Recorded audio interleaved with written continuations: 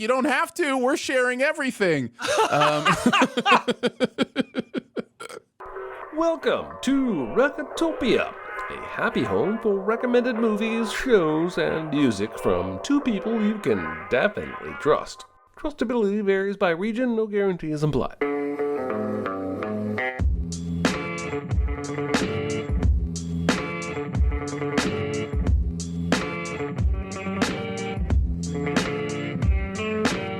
And now, here are your hosts, Aaron Dicer and Jeremy Scott. My husband. You were anxious to talk to him, weren't you? Yeah, I was, but I'm sort of getting over the idea, if you know what I mean. There's a speed limit in this state, Mr. Neff. 45 miles an hour. How fast was I going, officer? I'd say around 90. Hello, everybody. Good afternoon, good evening, and good night, whatever it may be at your time in the world. It is Recotopia, episode 76. I'm Jeremy Scott. And I'm Aaron Dicer. Hey, everybody in the chat. Thanks for coming out again. I even saw two people pop into the chat just to say I won't be able to join this week. And I love that community is so tight. And we love your input to the show and live reactions. This week's big recommend is Double Indemnity. But before we get into that goodness, Aaron, do you have any small recommends this week? It's no big deal. Itty bitty living space. It's so small and light. It's small, it's tiny, it's petite, it's wee. Oh boy, do I ever. Let's start with television. I have a really good friend who sometimes turns me on to great pop culture. His name's Jeremy, and one day he said, "Hey, Aaron, have you ever seen this Naked and Afraid show? I'm addicted to it." And I said, "Nope, haven't watched the Naked and Afraid show, but I'll give it a chance." And he was right. Very entertaining stuff.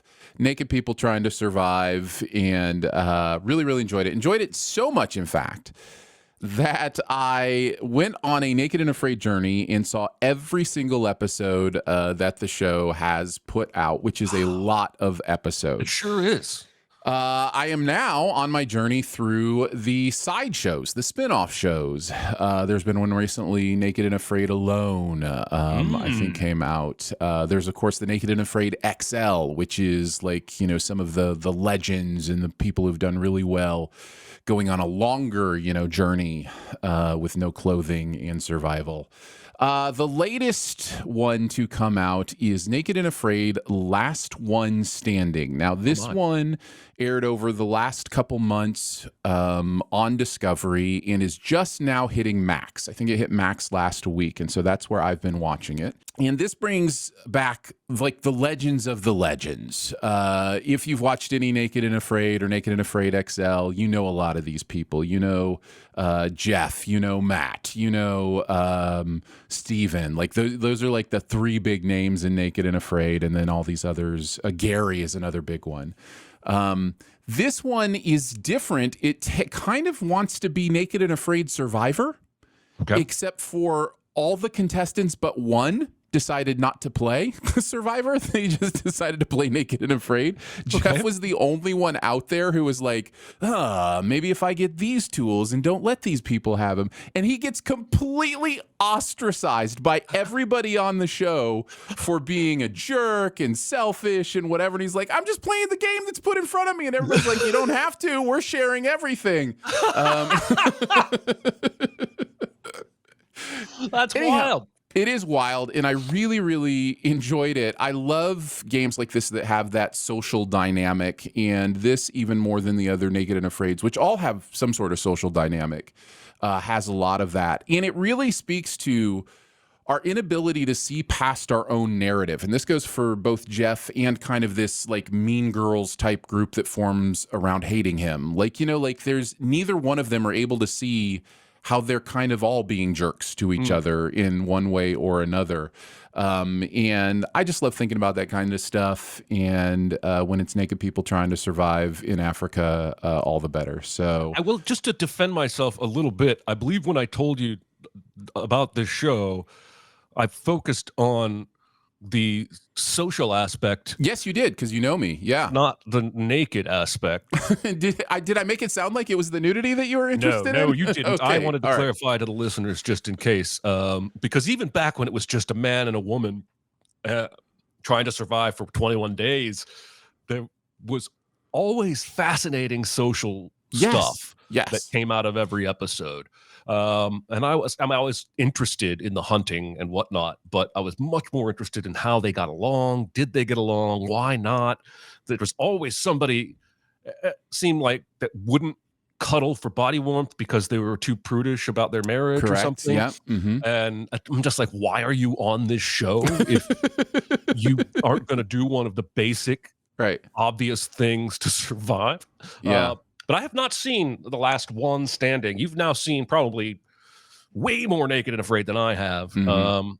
But I do know that on Sundays, they tend to run marathons throughout the afternoon, and I sometimes find myself there while Yeah, I'm they working. might be running it. Like I said, I know it's on Max. All 10 episodes are on Max now. Yeah, it's not about look. There are many places I could go see butts. Like it's just like it's like that's not what it's about. It's just kind of the hook, Yeah. for the show, and it a survival element to it as well. Like you don't have any of your comforts, including your clothing. So yeah, Yeah, there you man, go. the caveman didn't have blue jeans. Why should you? Also, I will say about the nudity, since we brought it up, there are very few places in our culture where naturalistic nudity of all types of bodies is a norm. Usually nudity is reserved for quote unquote, culturally sexy people or, whatever. Yeah. This is one of those places. And I think that's a net positive. I really do. I think we need to see more normal bodies. All of us do. So yeah, anyhow. Yeah, indeed. I think the first time my wife found out I was watching a show called Naked and Afraid, she came in and looked at the TV and was like, okay, I'm not worried about that. My first small recommend this week is a film that I saw last week from 2022 called Devotion. Now, I will give you the caveat that Jonathan Majors is the star of this film and is currently embroiled in some legal PR murk. And I don't know how that's going to work out. And if you have already chosen to start avoiding him and his work, I respect that decision. But until I feel like I have more information, I'm still going to consume what work of his I see in front of me. And that's before we even get to the conversation about what different levels we all have of comfortability with parts of something being from somebody who we disagree with or who has done bad things. Yeah. It's a tough conversation. There are hundreds, thousands of people that work on these movies, and which one of them, does it matter, and how much does it matter? So yeah, all those conversations. So I just think it's funny that Glenn Powell was in two it is wild. high-profile military plane movies in the same year, but he has a lot more to work with here as an actor. Have you seen this? I have. Yeah. Okay. This movie is it's based on a true story. It's set during the Korean War. It's about a friendship between the only black pilot in the squadron and a white pilot in the squadron who has recently transferred in. And this person that Jonathan Majors is playing Jesse Brown. He faced a lot of open racism in his military career, and that is one of the main focuses of the movie, and the fact that their friendship overcomes what is at that point in time basically indoctrinated racism in the military. There's even the black people on the aircraft carrier are almost exclusively privates and cooks and whatnot, and there's even a scene where they're like, we're proud of you, every time you take off, we're rooting for you, you inspire us. The action in the air I thought was surprisingly good, and there's a couple of hilarious coincidences, I think, to the plot from Top Gun Maverick, just because Glenn Powell being in both of them, I can't help but think about it. But I thought this was extremely well acted and pretty moving. I think it's an 80-something on Rotten Tomatoes, 81. So it looks like I'm not alone. Paramount Plus and Showtime is where you can watch Devotion right now if you want, and that is my first small recommend. I think you put it perfectly. Incredible performances and moving material, and that's what makes the movie well. Overall execution is kind of tropey and cliched at times. Like, Sure. you know, it goes to the same places a lot of these kinds of movies go. However, I do think the performances notch it up quite a bit. I think both Glenn and Jonathan Majors give incredible performances in the movie. What's your second small recommend, Aaron? My second small recommend is in the area of movies. It's a little movie called Barbienheimer. Oh my! Are we doing a twofer?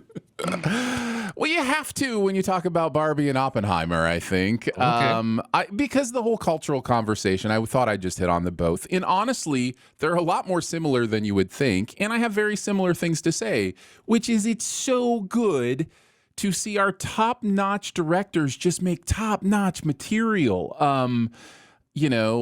Nolan and Gerwig are both really, really impressing me. I think they're both geniuses in their own way. I love how Barbie is this almost deep philosophical treatise on gender and sexuality and feminism and all these things, and is at the same time just a drop dead hilarious comedy. Everybody in this movie is so good, so funny. Gosling, I think, gets the lion's share of the laughs. He's so hilarious in this, which if you've seen The Nice Guys, you know Gosling can be super funny. So yeah, Barbie's great. And then Oppenheimer is just something I haven't quit thinking about how Nolan uses these ideas of fission and fusion and how the chain reactions in our lives go from small to big or big to small. And it's really smart, which you'd expect from Nolan. I really enjoyed both of these movies. I'm on a tear right now with Asteroid City, Dead Reckoning, Barbie, and Oppenheimer. It is a good time to be a movie fan, aside from the fact that there will be no movies in a couple months. I had an interesting conversation with my friend Patrick yesterday about Dead Reckoning and whether or not the part one in the title is partly to blame for its lackluster performance at the box office. I thought that movie was absolutely going to dominate after what Top Gun Maverick did. A lot of people did. And I also threw out, is it possible maybe we've reached a Tom Cruise fatigue? I don't know. It could be. It's always hard to know. There are a million different little things that can impact. Like, do you think Barbie makes, by the way, $163 million domestic its opening weekend? Biggest movie of the year, beats out Mario Brothers for the biggest opening of the year. Do you think it makes that money without the Barbenheimer phenomenon? Do you think there's an element of culture that just grabs onto something and you have to see it, or else you're out of the conversation? I think that was entirely fabricated by stealth PR. I'm not even a little bit joking. There were multiple stories about the Barbie movie that did not make sense to me. They used up all the pink paint in the world was an article that went viral. Ryan Gosling says he was born to play Ken, and if you don't agree, then you don't know Ken. That felt like a really stupid thing to go viral and manufactured. And then they started with the Barbenheimer, and I am absolutely convinced that was started by the studios to boost. And I think it worked so well, they're going to do it again and again and again.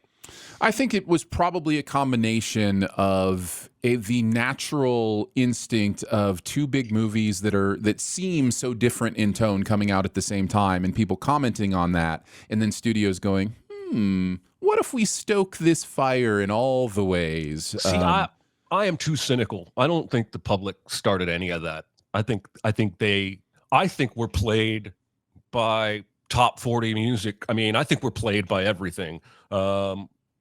So I'm too cynical, but you may be right. I don't really know. I just feel like there have been, this is just counter programming. This has happened for the last 50 years of film distribution. I used to see it every single weekend because every single weekend, multiple films would come out, especially in the summer. This used to be the norm. Right? A romantic comedy almost always counter programs against a big action film. That's just what you do. Sometimes there'd be two action films that would come out the same weekend. But that is considered more dangerous from a booking standpoint. You want to avoid, like Mission Impossible Dead Reckoning really picked a bad date because they got steamrolled, and I don't think they're ever going to come back because people are going to Barbienheimer over and over again just to say they did. Yeah, they'll and try. Then the studios started sending their stars and directors to take pictures with tickets in front of both movies, and that only fueled from there. I want to do what Tom Cruise and Greta Gerwig did.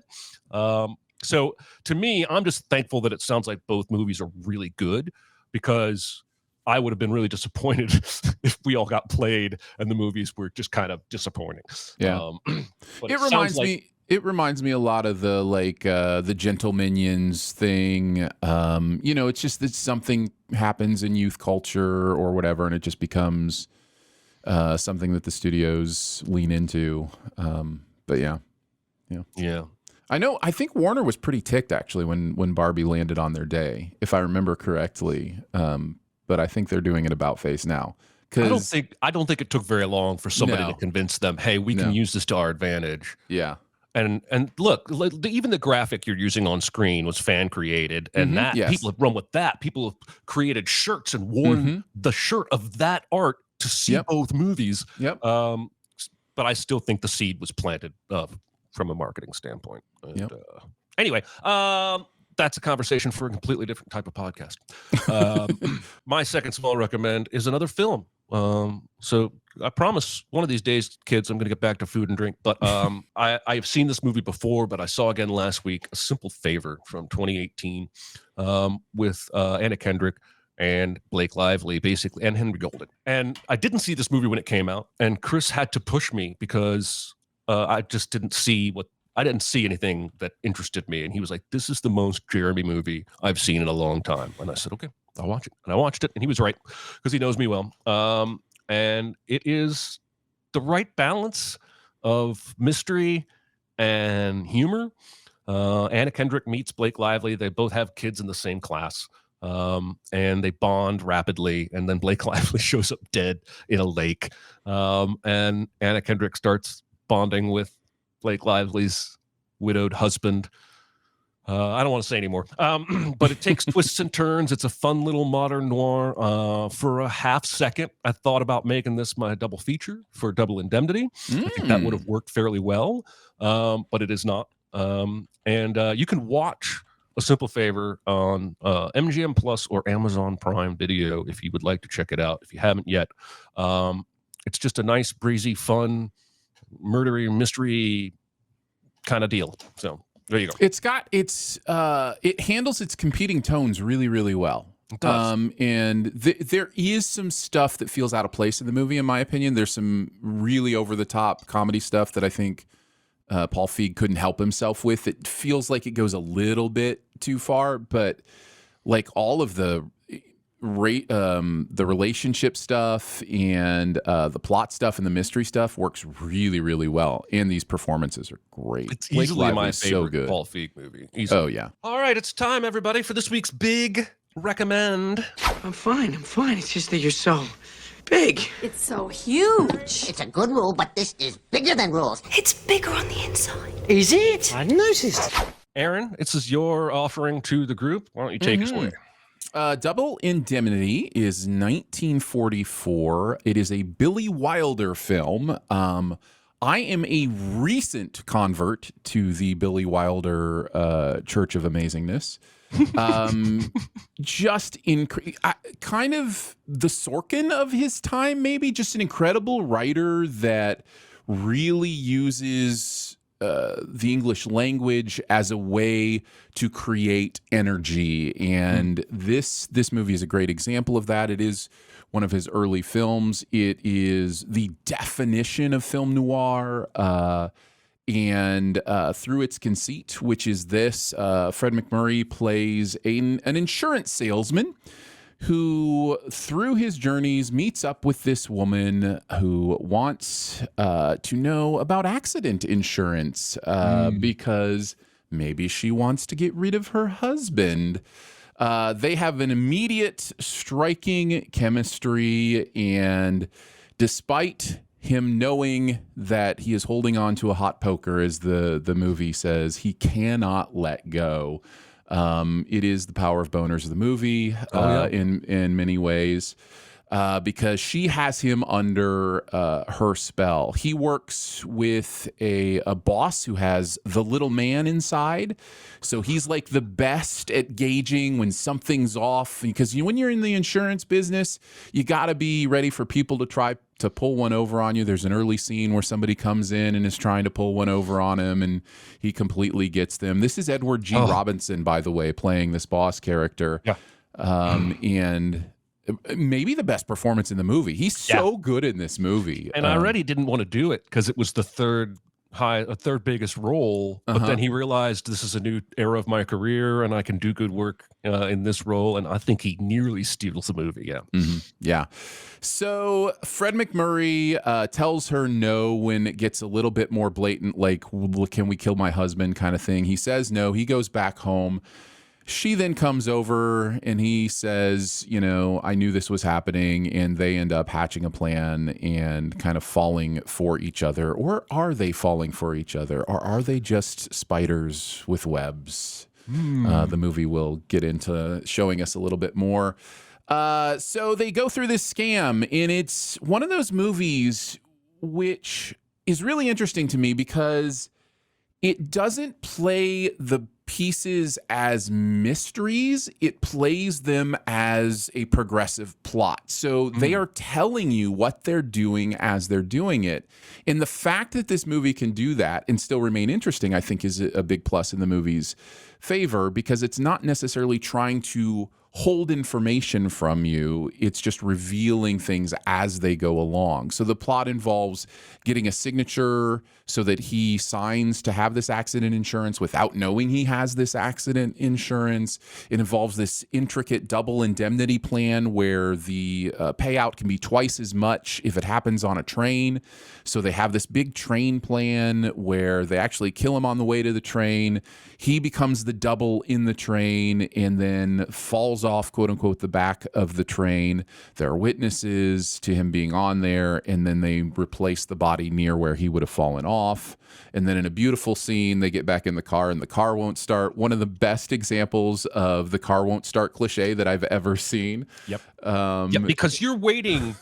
I'm sorry to interrupt. No, go for it. You're waiting all movie for the thing that's going to go wrong to go wrong. Yes. And when you think it's that, like, they're screwed. They are so screwed. I mean, they end up screwed anyway, but if that car doesn't start, they are screwed. And I love that the movie just flips that on its ear. And maybe the first instance of the car not starting in film. It really is kind of a perfect murder movie. It's a very Hitchcockian feel in that way. Hitchcock loved to think about the perfect murder, and that is definitely what he's doing here, going through all the details. And yet, after everything goes perfectly, he has this little part where he just can't shake the feeling that it's still going to go wrong somehow. They're past all the hard stuff, and he just can't shake that feeling.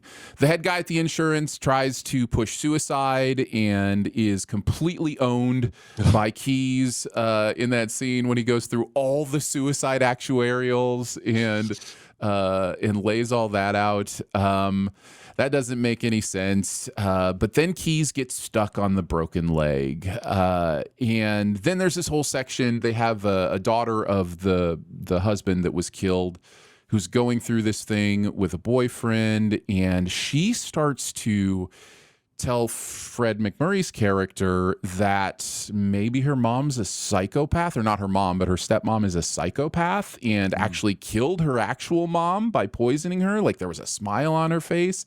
She tells him that she knew that she was trying on a black veil before her dad had his accident, as if practicing her mourning. So it becomes clear that she knows a little bit more.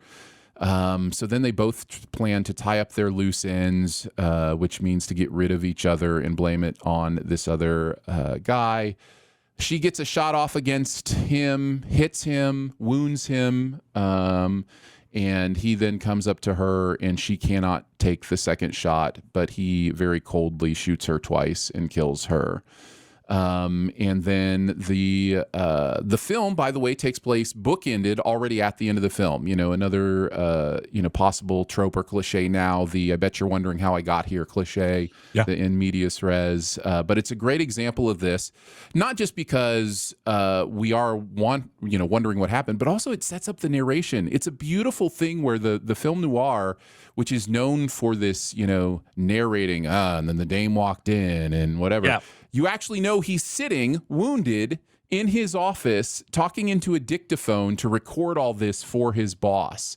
And then we find out his boss has been listening to him record the last part for a while. And then he thinks he's going to get away, but he can't even get to the elevators. And one of the most beautiful endings in movies where he says to the boss, "You know why you couldn't figure out it was me? It was because I was too close. I was right across the desk from you." And his boss says, "It was even closer than that." And he says, "I love you too." And I love the end of this movie. I love so much of this movie. We're not shown if he dies or not. He's dead. I think he's dead. Yeah, I think it doesn't matter what happens after that, whether the police show up before he dies or not. I think he dies. But there you go. That is Double Indemnity. Jeremy, I'm very excited to hear what you thought. Loved it. I loved it. You stole one of my best notes about how genius it was to use the dictaphone as the device to get that noir narration into the film without him actually narrating. I thought that was brilliant. I loved the movie. I thought Fred MacMurray was, like you said, better than I would have expected, given what I know him from. Edward G. Robinson was incredible, especially that suicide stat rant. But earlier, there's a scene where the guy burned up his own business van and is trying to get the insurance, but he has already investigated and found the kindling under the van and knows this guy burned his own truck or whatever and sends him out. And the guy stops at the door and Keith says, "You forget how to open a door? Put your hand on the knob, turn it to the left. Now pull it towards you." I just thought that whole scene was awesome. I love McMurray's facial expressions. I think he does more work in scenes where he's not speaking than he does in scenes where he is speaking, especially after the murder, as he's involved in conversations. Like Keith comes to him saying, okay, he broke his leg and had accident insurance. Why wouldn't he? It's $100,000 or $50,000. Why wouldn't he come get that? And McMurray plays it extremely well, as it's a slow burn until he finally gets to that point where he's like, "No, we're done. We're out. We have to stop. We can't sue them. We have to run. We have to get out of here." And at that point, he still doesn't know she's playing him. So he is both. I wrote, Walter's not a good guy. He's also very stupid. Because if you're not vexed by her from the first moment you see her on the balcony and you see that anklet on her, that anklet is what just tantalizes him. If that doesn't happen, he sees through her every step of the way. But because he's mesmerized, because he's fallen, I don't know how she knows, except she's probably got experience doing this, manipulating people, manipulating men. I also figured from the outset that she was the one that was going to shoot him. I was not surprised when I saw her put the gun under the cushion. I was surprised that she simply didn't fire again and he shot her. That surprised me a lot. And then he goes out and tells the bad, possibly abusive boyfriend, "Get out of here, go back to Lola." And I guess ultimately he's doing that for Lola's sake, even though I think that boyfriend is not a good person. But yeah, I was surprised how much I liked it. I was surprised how many times he said the word baby. But some of the notes I wrote, in the opening scene when he comes into his office and starts the dictaphone, he lights a cigarette and then he sets it on the edge of the desk right in front of him with the burning end hanging off. I'm a former smoker. I've done that. But he's got an ashtray 5 inches away from there with rests for a cigarette. And I had to pause the movie and go, what is he doing? That doesn't make any sense. Like, it'll burn It's gonna. This is how you start fires. It's not using ashtray when you have one. I love the bit about the super fancy Spanish mansion. Probably cost him $30,000 if he ever paid it off. I died laughing, just at inflation in general. It's wild. Well, in the 50,000 and 100,000 that they're dealing with too would be like 1 million, 2 million today. If not more. Yeah, if not more. Yeah. It's just the inflation was hilarious.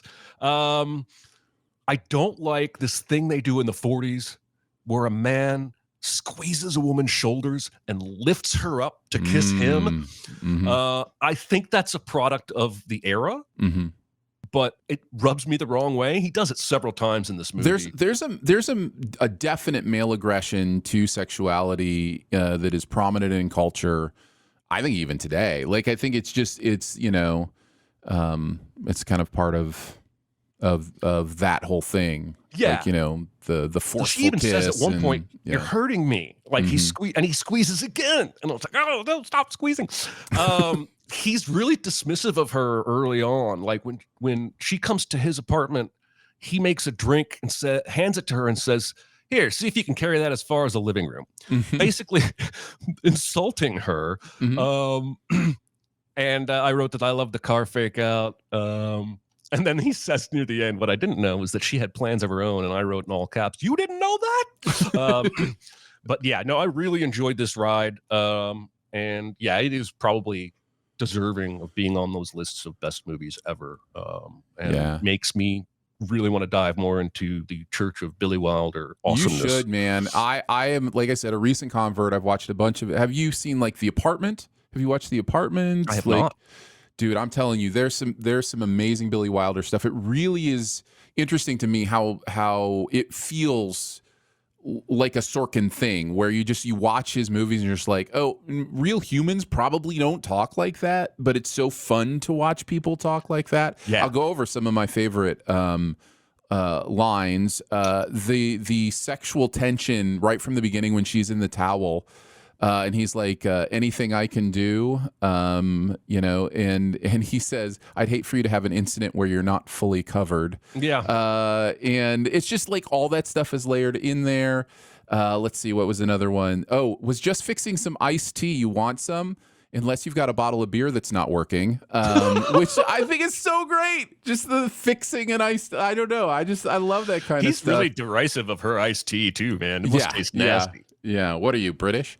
And he's not a good guy. I don't know if we've made that clear. Like, I don't think anybody's a good guy in this movie, and it's worth talking about because we get into this conversation sometimes about, oh, we need somebody who, is a hero that we feel good about in a movie, and it's just not always the case. You need to be compelled by something. Now, that could be somebody you're rooting for. You could have a rooting interest in a character because you like them, and movies do use that, but they also use other things to compel audiences. And I think the boss is our good guy in this movie. If there is one, I think he's the one, we're probably supposed to root for, but he doesn't have like a motivating factor. Like, he's not our protagonist. No. Our protagonist is a jerk and a womanizer and a murderer. So yeah. Then there's that whole thing where she's like, the speed limit's 45, and he's like, "What'd you clock me at, officer?" He says, 90, and then there's a part about how about at the end she's like, "How about you cry on my husband's shoulder?" And he's like, "Well, that tears it," and he leaves. I just thought all that stuff was so good. I love the way he lights matches with his thumb. It does it all movie long. Yeah, I feel like that is impossible. Like, I couldn't get my head around the science of that. Like, it must have been a different kind of match. Like, it must have been a friction match that had a real. Had to have been. I've seen men. I don't know why I'm getting sexist. I've seen people take a paper matchbook and use one hand and light a match that way, but I've never seen a single match use your finger or thumb. It's a pretty cool trick. Yeah. At the end of that encounter, he says, or she says, "I wonder if I know what you mean," and he says, "I wonder if you wonder." Yeah. Just a beautiful retort there. there's a line later on that the boss says where a guy's like, one of my favorite osteopaths is in town. The boss says, osteopath? Don't put her on the expense report. And it's hilarious. Then there are these movie making moments that I want to make sure I mention. Right at the beginning, you mentioned the anklet. It's this real key piece of what's going on. Now, there is, I read, an urban legend or a rumor that an anklet at times was a way for a woman to indicate her availability even if she was married. Like that was something that a woman would use to say that. That's an urban legend I read about. Could be true, maybe not, whatever. But what I do know is in that scene, she's sitting with her foot up that has the anklet on it, right? He spots it, says something about it. She puts her foot down to hide it. And then gets up and walks around. He says a little more about accident insurance, and she has an idea. She's walking by the fireplace. She has an idea. As soon as she has that idea, she goes back, sits down, and puts that same foot over where the ankle is right in front of his face again. Like, it's a very clear indication she has shifted. She has now made a choice. I found my mark. I found who I can use. Now I'm going to seduce them. And it's just a really subtle thing that I actually hadn't picked up on until this time through the film. The way the camera stays on her during the murder, she honks the horn and it just stays with her while he's, killing You hear it, but her don't husband, see it. and you hear it, but don't see it. I thought was really, really cool. And then when he enters the room in the final kind of confrontation, his shadow enters the room first, which I just thought was really cool visually and also metaphorically. And then she also, again, has her leg up with the same, anklet on and presenting in the same way. So just like just a doesn't lot work that time. Yes, exactly. Just a lot of cool stuff like that I really, really like. In this movie. I struggled for a while to try and make a connection between the title Double Indemnity and then him doubling the dead man as a way to be protected against being caught. I don't know if that's intended or if I'm just making that up, because I have seen plenty of people on Twitter make stuff up about movies and have the director go, well, no, that's not what I meant at all. So who knows? But once I knew he was doubling him, I was like, maybe that's why the title has My wife is not a fan of the title of this movie, but that's okay. But I did love it. Any more observations, or do we need to move into the super secret double feature? I like at the end when she's trying to woo him in again, and he just says, "That's cute. Tell it again." Yeah.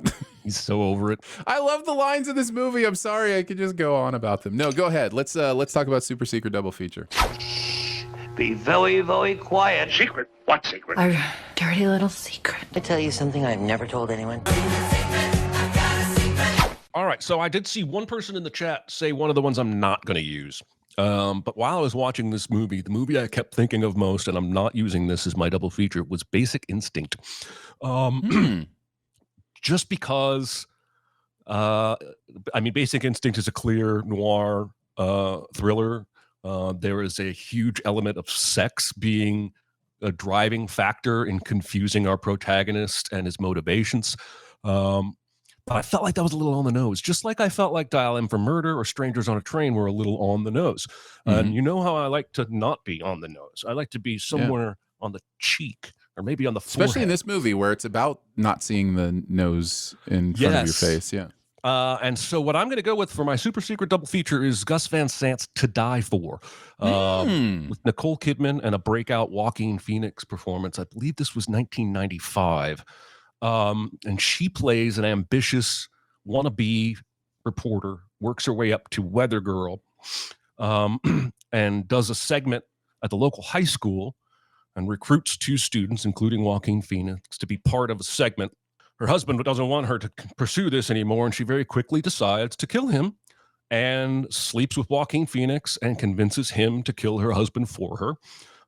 And in the end, no one really gets out of it okay. Both the husband dies, she dies, and the Joaquin Phoenix goes to prison forever. And so I just felt like there were way too many parallels in the story and the themes. Now, tonally, it's a little different. It's a little more comic thriller, and I think it handles the balance pretty well.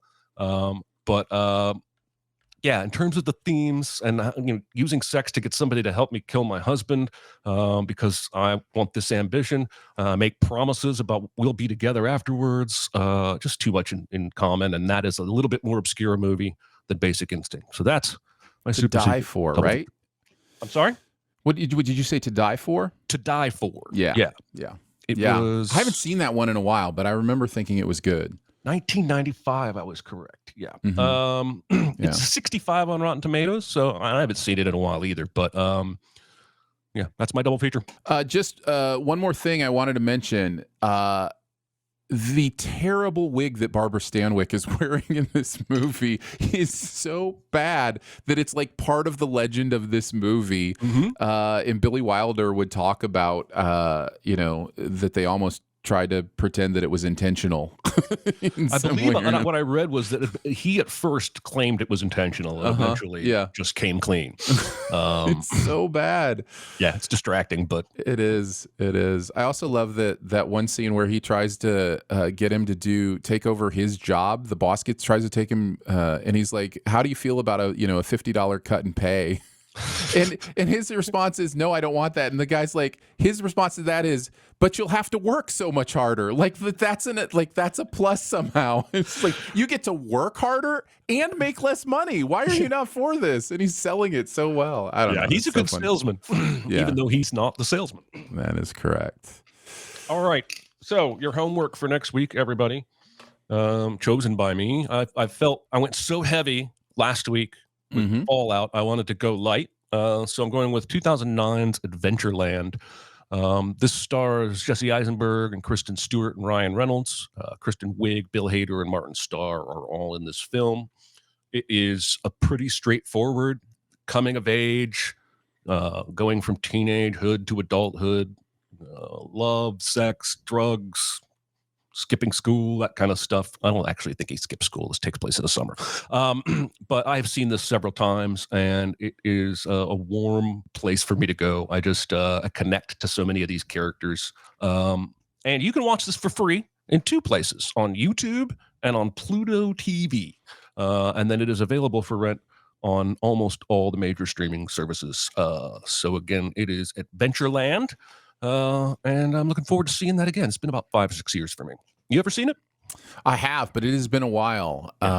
So I'm looking for. I think it's been long enough that my movie taste has evolved. So I'm interested in watching it with new eyes for sure. That's a very nice way of saying you don't remember liking it. I don't remember liking it, but I don't remember hating it either. I remember watching it and go, oh, that was funny. It's okay. Or whatever. Under the show, it's okay if this show's one of its hosts doesn't end up liking a movie. We're not gonna bat 1,000 for forever.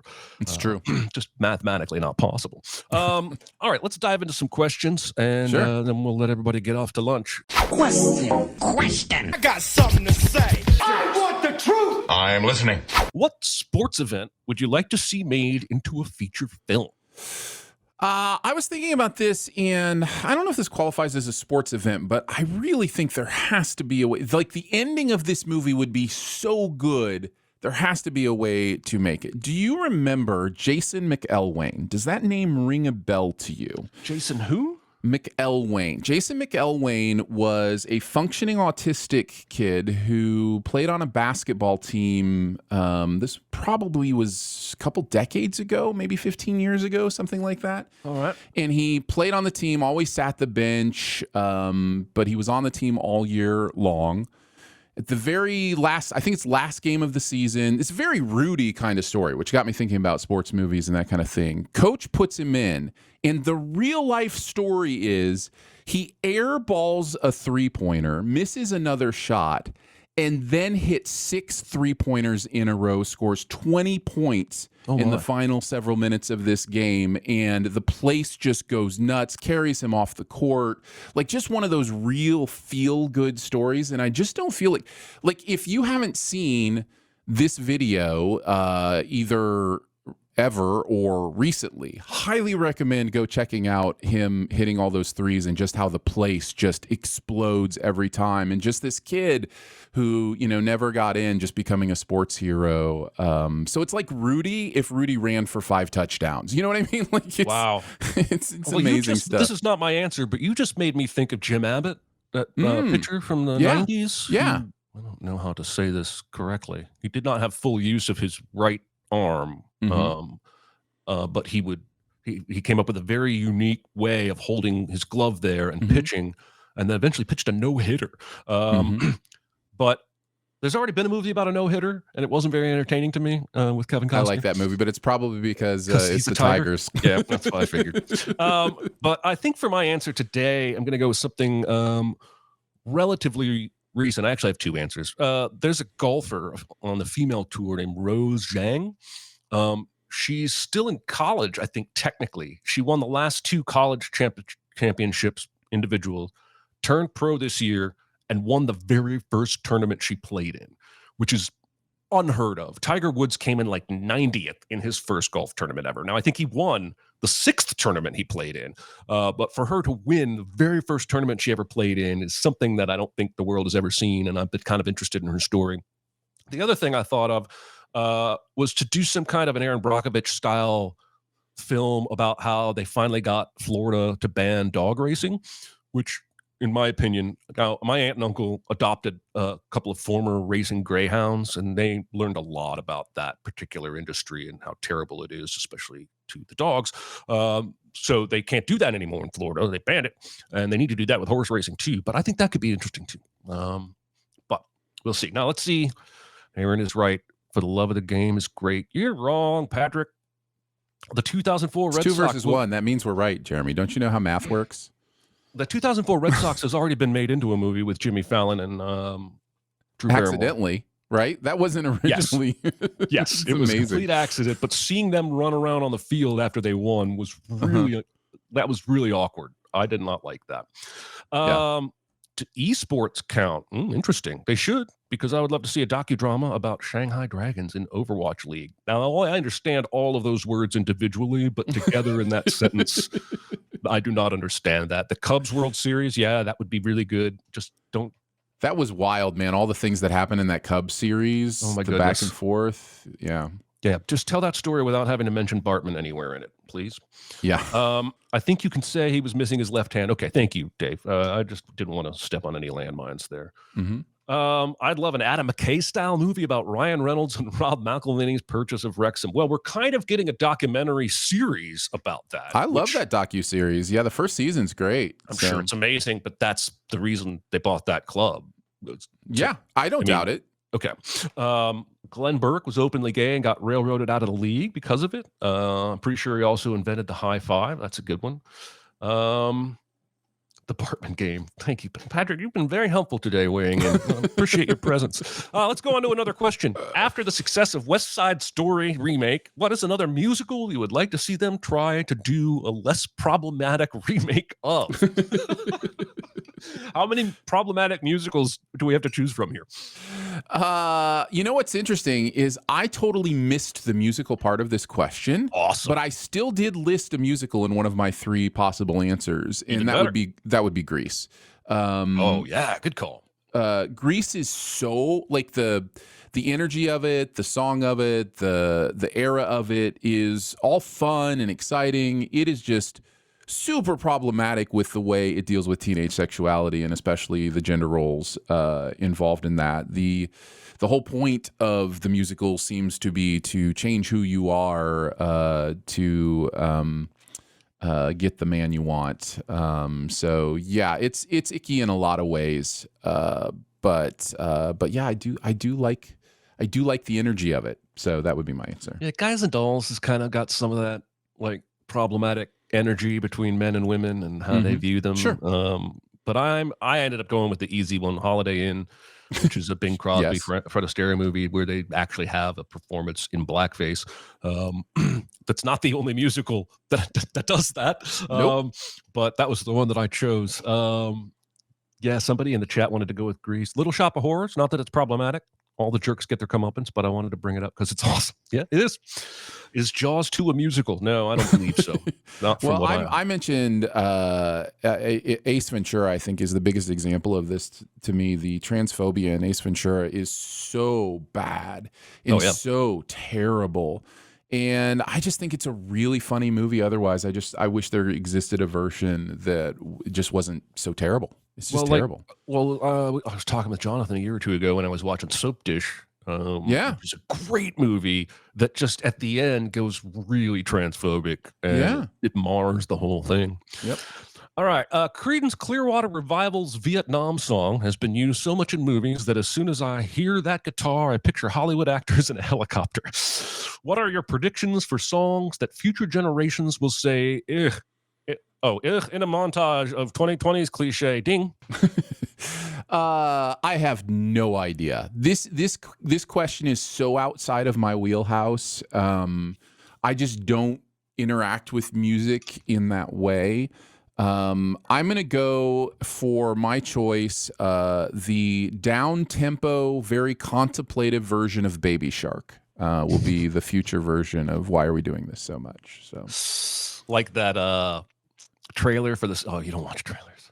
The trailer for The Social Network had Creep. it's a very common thing. Every movie is doing it now. There was a great parody for Avatar: The Way of Water. Somebody set the Avatar: Way of Water trailer to like a dramatic down-tempo version of Eiffel 65's Blue. It was. I thought it was great. The reason they do that, but it's not just a trend. I think we've talked about this before, but is that if they use a cover song in a trailer or in a film, it's cheaper for them than if they use the original song. So they get somebody to cover it, right? And then slow it down, add a child's choir, what have you. So I mean, look, something I didn't prep in the answers is Mr. Brightside by the Killers, because that has the distinction. It has a very weird distinction of being basically the most charting song in the UK. I think it charted for maybe 15 or 20 years, just an absurd length of time. It may still be charting.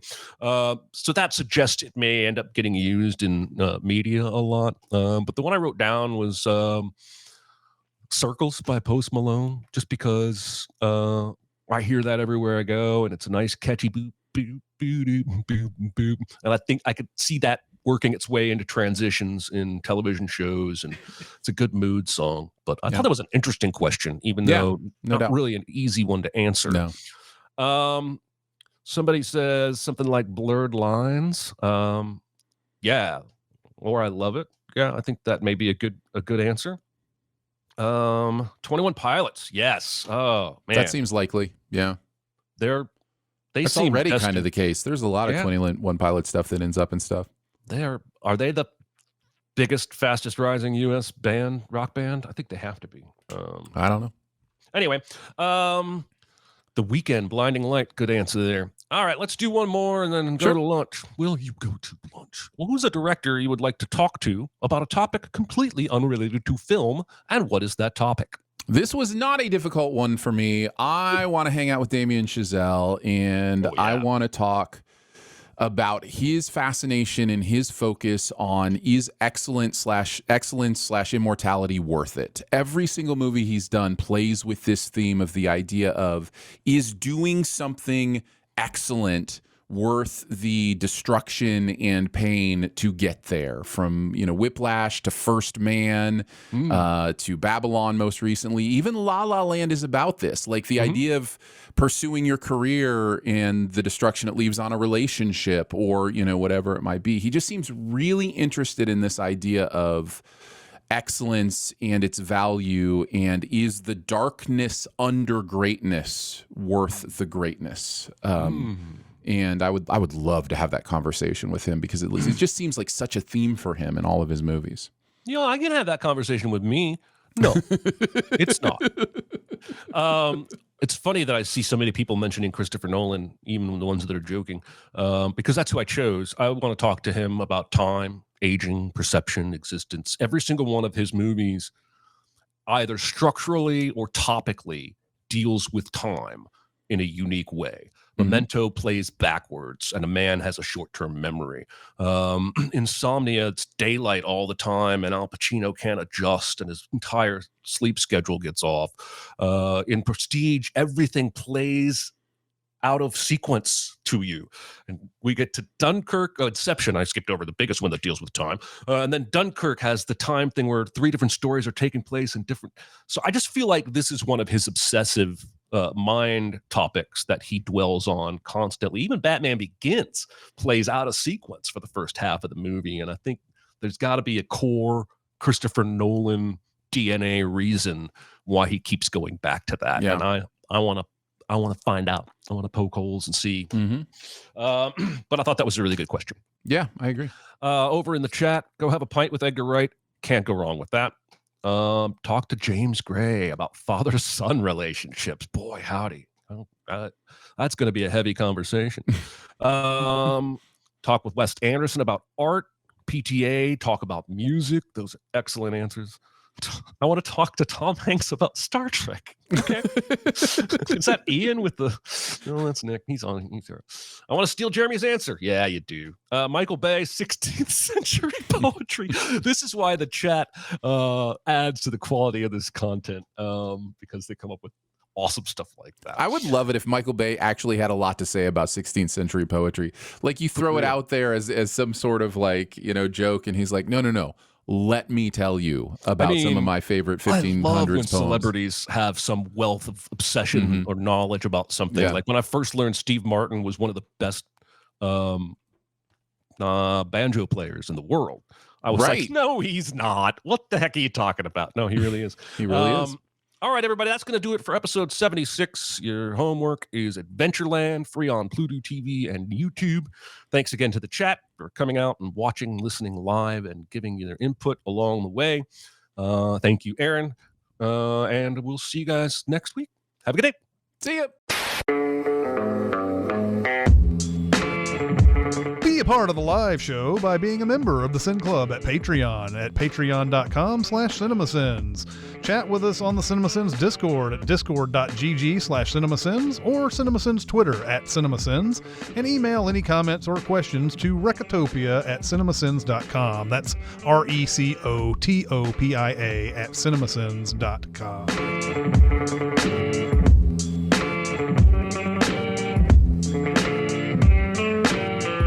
I'm surprisingly upbeat today. Not surprisingly as though I have reasons to be down. I just am not usually this upbeat on a Tuesday at 11. Even the copy lady was like, "You're in a good mood." And I was like, "What? Can't explain it." Can a guy just out of the bed be happy? I read just this morning that there's a Kroger south of Nashville in the Cool Springs area, which I'm assuming you've seen signs for in your drives up and down 65. Cool Springs? Yeah. Oh, I've been to Cool Springs. I think there's an Andy's frozen custard there. Okay. It's an interesting landmark. Well, it's from here. It started here, and it's like all over the country now. So yeah. That makes a little more sense. Not even any humans. They just use video tracking to see what you put in your basket. They've got those at the airport now. Do they really? You just walk in, take stuff, and walk out. It's wild, and then a receipt pops up in your email. It's from Amazon. What's that? From Amazon? From whoever the store is. Yeah, I think it might be Amazon or well, I know Amazon owns Whole Foods. So that's how I was assuming it was done. It was that if you have an Amazon Prime account, you can walk into this store and walk out with whatever you want, and it'll bill your Amazon account. I don't remember if it was Amazon or not. I remember I used one at the airport. It was the freakiest experience. I just walked in, grabbed some peanut M&Ms and a water, and walked out and got a receipt just a few moments later.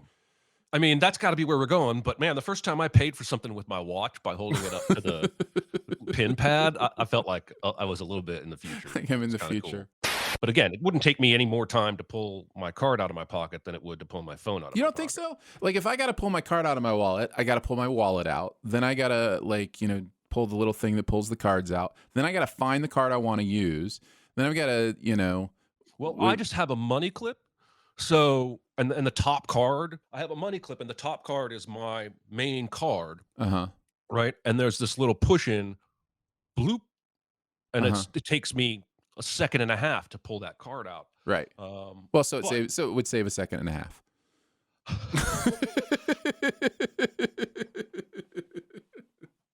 I'm going to a professional disc golf tournament next week. Wild, like those ones on YouTube you used to send me? Mm-hmm. Yeah.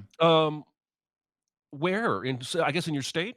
No, I'm going with a friend, so I'm going to go to his house first, and then we're going to go. It's about an hour and a half from his house. It's just south of Cincinnati. It's Burlington, Kentucky. And Idlewild is the name of the tournament, but it's one of the main, 15 tournaments on the tour or whatever. So all the big players will be there, and yeah, it'll be That's fun. awesome. Yeah. You're going to recognize, like, you're still really into this, right? Oh, You I'm watch it super regularly? into this. I watch all the big tournaments, know all the players. The quote unquote Tiger Woods of disc golf, the guy who kind of just like dominated for a long time and brought a lot more attention to it. His name is Paul Macbeth. And he's on a tear right now, which he's kind of, fallen behind some of the younger players, recently.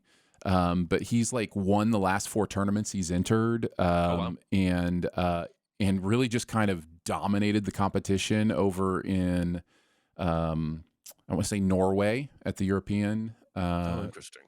Tour. So yeah, it'll be interesting because it comes at an interesting time where like this big name of disc golf is, kind of had an off season and then is just making a big run right now. But yeah. So will you follow specific players, or will you park at a hole? We didn't get our tickets in time. All the card follows were sold out. So we'll be in the regulated observation areas, which is quite a bit of the course. But if you're going to actually because a lot of it's wooded, so there's not you can't really spectate every cage.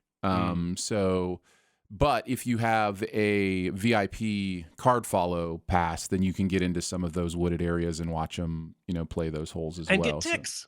And get ticks.